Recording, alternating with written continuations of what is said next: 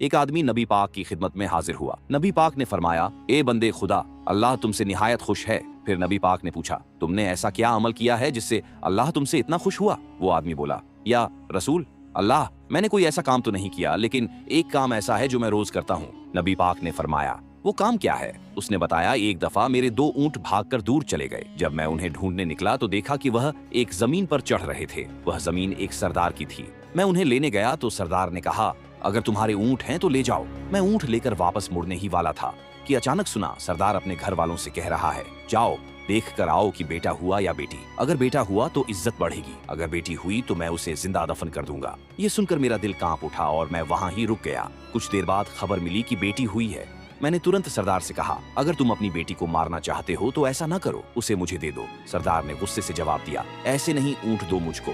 मैंने कहा, तुम तो इसे जिंदा गाड़कर कुछ भी हासिल नहीं करते, मुझे दे दो। मगर उसने जिद की।